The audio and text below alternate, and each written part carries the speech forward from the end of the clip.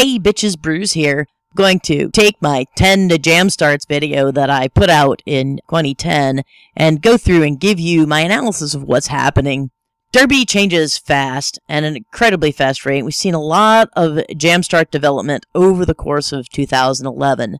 So it's pretty reasonable now to go back and really take an in-depth look at what happened at the WFTDA Eastern Regionals in October of 2010. That said, these jam starts are not so outdated that these plays aren't impacting our everyday strategies decisions in our game. If you haven't watched and listened to my first video about general rules and opportunities, I really encourage you to do that first. Another thing I want to mention is these videos are from a non-traditional point of view for the camera. I took this footage with the intention to study these starts as a skater, announcer, and coach. I've run camera for some of the big flat track derby producers, and I know the kinds of views they're looking at to produce an entertaining and an informative video of the bout overall. But because of that, if you're not there in person, you are missing out on some of the very detailed jam start strategies that are happening on the track. So for those of you in the US and around the world looking to learn and understand jam start strategies, these videos are really for you. The first clip we're going to look at is Philly playing Gotham. This is the second jam of the first period, and the score is currently tied at 0. All the skaters are on the track. Let's take a look.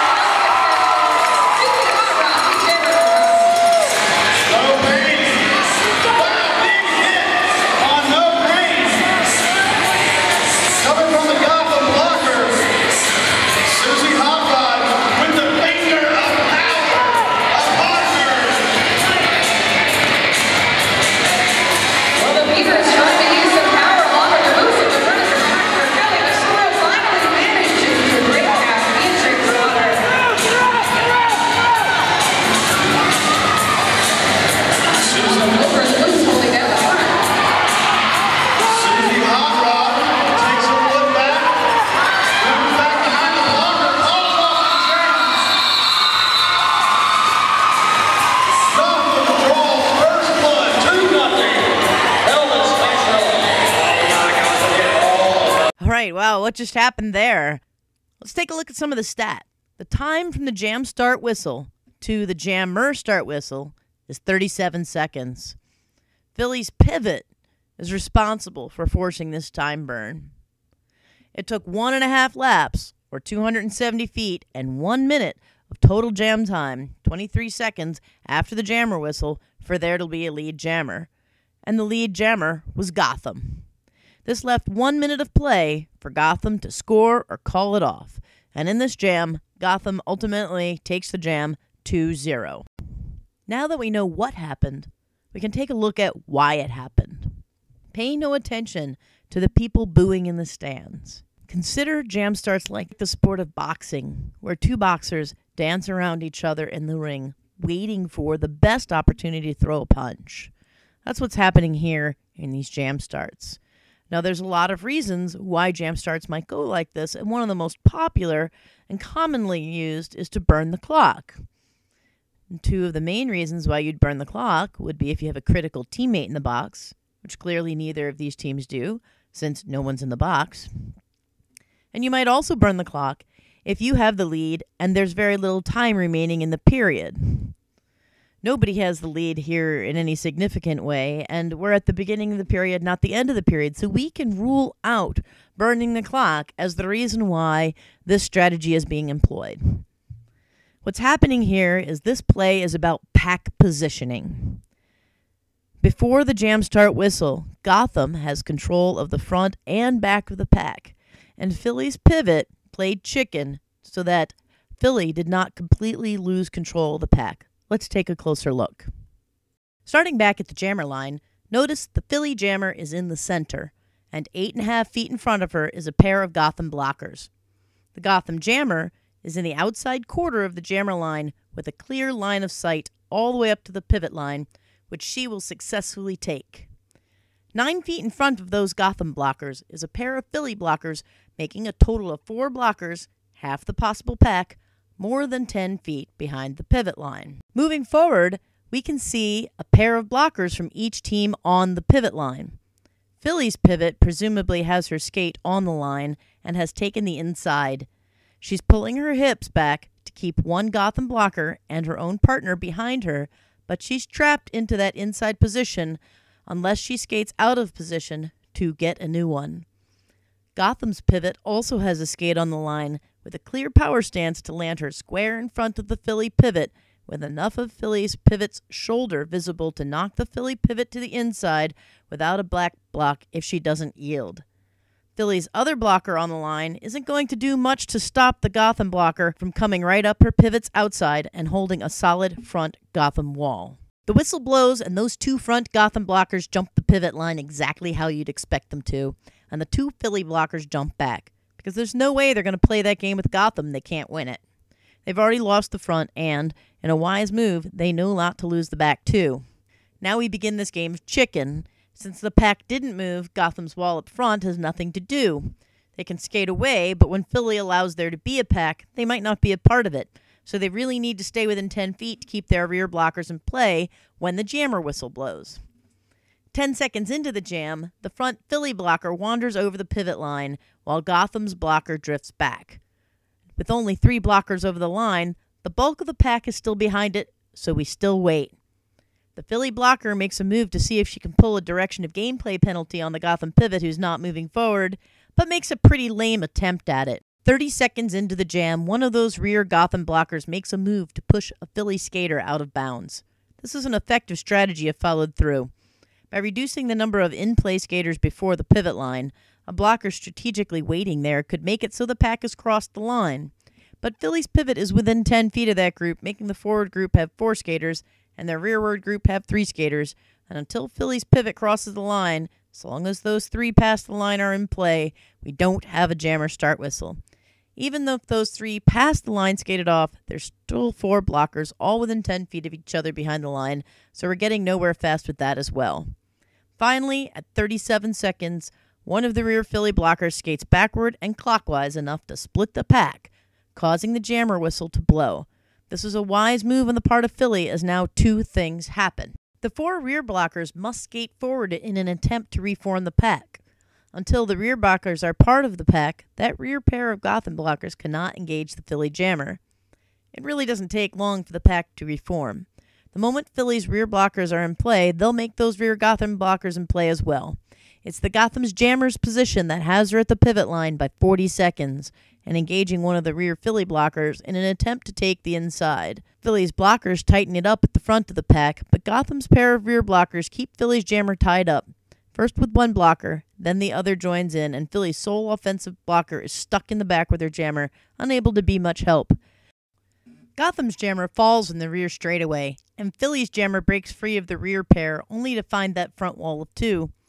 Gotham's jammer is up and takes the inside on corner 4, keeps her feet moving, takes an outside assist from her front wall, and at 1 minute makes lead with a minute left to score. Ultimately, Gotham's jammer only scores 2 points this jam, with Philly scoring 0. While that's a +2 Gotham, without the delay by the Philly pivot, it likely would have been at least 4-0. Philly definitely had better control of the pack with this kind of play than if they'd let Gotham take complete control. The next jam is much simpler to evaluate, but it helps to watch it in context with a jam that happened just before. This is the third jam of the first period between Gotham and Philly. The score after the second jam is now 2-0 Gotham.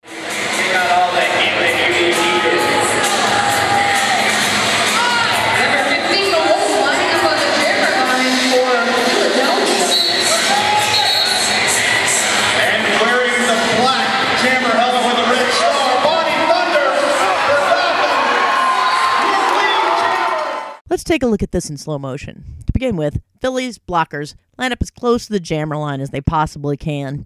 This is really the infancy of this scrum scrimmage we saw a lot of in 2011. But back in 2010, this was a pretty new concept. Gotham's pair of rear blockers went ahead and trapped them there.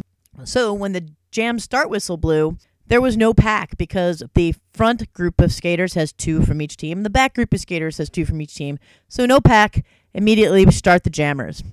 Gotham's jammer takes an outside line with some offensive blocking help and clears the Phillies front line at 8 seconds into the jam, 90 feet after the jammer line. Ultimately in this jam, she'll score 4-0, while Philly's jammer gets hung up in the corner. The moral of this jam really is play your own game. This third clip is the fourth jam of the first period. Score is Gotham 6, Philly 0. Gotham's pivot is starting the jam in the box. In this bout, this is the first jam where a team takes a knee before the jam whistle. I've received a lot of questions about this strategy, and it's probably a good time to get things down in writing somewhere and explain it. The first thing you need to understand are the WFTDA rules which apply to this strategy. I'm going to put them up on the screen. If you need to read them, go ahead and pause this video, but be sure you know for sure the sections about starts, which is section 4.4, and the penalties regarding out-of-play penalties, which is in the 6.10 section of the penalties section. Just inside 25 minutes remaining in the first half, 6-0 Gotham. Like I said, both of these teams doing a lot of traveling out west these years. And it shows, believe it or not. All right, what just happened? The thing here in this jam is Philly really wants to engage the jammer in corner 1. We want to engage the jammer in corner 1 because at 13 feet wide, it's the narrowest point on the track. And also, the jammer is transitioning from skating forward quickly to turning. With Gotham not having a pivot, we can't rely on the no-pack split of 2 each in the front and 2 each in the back because there are only 3 blockers in the front, the 2 Philly blockers and the 1 Gotham blocker, with Gotham continuing to maintain that pair of rear blockers. So Philly's rear wall takes a knee. This makes it so that when the forward pair of Philly blockers skate forward over the pivot line and are joined by the Gotham blocker, or get more than 10 feet away from any other Gotham blockers, they create a no-pack scenario or bring the pack over the pivot line with them. Once those rear Philly blockers stand, they suddenly create a pack of 4 in the back with the rear 2 Gotham blockers. With the jammers released, and Philly with the pack advantage, Philly's rear pair of blockers managed to trap Gotham's jammer to the inside line at the pivot line. Philly's jammer stays in bounds with an early hit from Gotham, then finds an inside line across the apex, and takes a whip off her own front wall. Philly takes this jam 4-0. Stay tuned to YouTube for the remaining 7 jam start videos from that particular Gotham and Philly bout. I'd love to get your feedback on this video. Feel free to drop me an email at bbruze@gmail.com or go ahead and comment right here on the YouTube page.